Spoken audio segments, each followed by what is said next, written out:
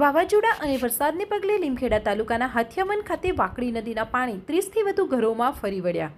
ગત મોડી સાંજે દાહોદ જિલ્લામાં વાવાઝોડા અને વરસાદે ભારે તારાજી સર્જી હતી, ત્યારે લીમખેડા તાલુકાના હાથિયાવનના ચીબડિયા ફળિયાના 30થી વધુ ઘરોમાં વાકડી નદીના પાણી ભરાઈ જતા રહીશોની ઘરવખરી સહિતનો સામાન પાણીમાં ડૂબી ગયો હતો। રહીશોને મોડી રાત્રે પરિવાર સાથે નજીકના ડુંગરો ઉપર ભૂખ્યા તરસ્યા રહીને રાત વિતાવવા મજબૂર બન્યા હતા। અહીંના રહીશોની હાલત કફોડી બની હતી। સ્થાનિકોનું કહેવું છે કે હાઈવે ઓથોરિટી દ્વારા આગળના માર્ગ બંધ કરાતા નદીના પાણી લોકોના ઘર સુધી પહોંચ્યા છે। બનાવના કલાકો પછી પણ વહીવટીતંત્ર દ્વારા કોઈ કાર્યવાહી હાથ ન ધરાતા સ્થાનિકોમાં રોષ જોવા મળી રહ્યો હતો। મારું નામ ડામર અર્જુનભાઈ મક્કુભાઈ, ગામ ચીબડિયાથી। ચીબડિયામાં રસ્તો બોમ્બેથી દિલ્હી નીકળેલો છે। એ રસ્તામાં બ્રિજ બને છે। એ બ્રિજમાં પુરાણ કરી દીધું એ લોકોએ, અને અચાનક વરસાદ આવ્યો અને વરસાદથી આ પાણી ભરાઈ ગયું છે અને આ પાણીનો નિકાલ કશું થતો નથી। આ પાણીનો નિકાલ કરવા માટે અમે કેટલા 2-3 વાર અરજી આપી, કશું એનો નિકાલ કર્યો નથી આ લોકોએ। પછી અચાનક વરસાદ આવ્યો એટલે પાણી ભરાઈ ગયું ફૂલ, અને અમારે આટલું બધું નુકસાન થયું છે। રામાબેન સંગજીભાઈ। તમે કયા ગામથી આવો છો? નીનામણી વાવથી। અહીંયા શું કામ આવ્યા હતા તમે? મારા બાપને ઘેર ખબર લેવા। શું થયું હતું ખબર લેવા આવ્યા તમે? હા, હું તો વરસાદ ડૂબી ગયો થઈ જતી ને ખબર લેવા આવ્યા। કેટલું નુકસાન છે?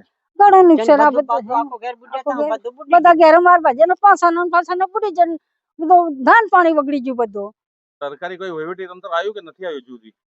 એવું નથી આવી કહ્યું। હવે શકે સરકાર પેલેથી આવ્યું, હવે જ્યાં છે કોઠાવાળા હવે હમણાં જોતો વાળા હવે એટલા સરપંચ કીધું કઈ કર્યું નહીં, આવવામાં શું કીજે। હા સાહેબ, મારા ઘરમાં પાણી ભરાઈ ગયું છે અને મારો ઢોર હોર બધા ફૂટી ગયા છે સાહેબ। મારું અનાજ પલળી ગયું છે, ગોદડે ગાભા બી પલળી ગયા છે બધું અનાજ, અને સાર ઢોરની બી પલળી ગઈ છે। મારા સર મારે ખાવી બી કઈ રીતે એવું છે મારા સાહેબ। અને અમે નાહે ને રાત્રે 1000 સુધી પૂછ્યા છે। સવારમાં 7 વાગે પાણી નીકળ્યા છે। કેટલા વાગે પાણી ફરી વળ્યું રાત્રે? સાંજે 7 વાગે ફરી વળ્યું। આખા ઘરમાં પાણી ફરાઈ ગયું? આખા ઘરમાં પાણી સાહેબ ભરાઈ ગયું। આ નવો રસ્તો બને છે, એ લોકો પાણીના નિકાલની કોઈ વ્યવસ્થા નથી કરી કે? નથી કરી, આ લોકોએ વ્યવસ્થા કરી, પાણીની વ્યવસ્થા કરી નહીં સાહેબ। અત્યારે કોઈ તમારે ખબર લેવા માટે કોઈ સરકારી કર્મચારી કે વહીવટી તંત્ર કોઈ આવ્યું કે નથી આવ્યું? ના, નથી આવ્યા સાહેબ, હજુ તારે આવ્યા નથી। આપનું નામ? સકાભાઈ પોંજાભાઈ કટારા, ગામ હાથિયાવાન।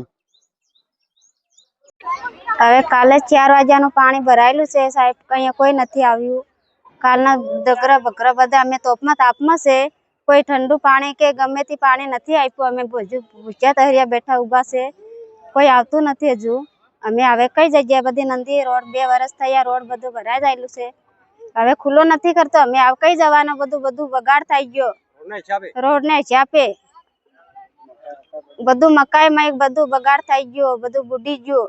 અમે હમણાં ઉપર તાપમાં છે, કાલ સવારના સાંજેના। તમારું નામ શું? હિનાબેન।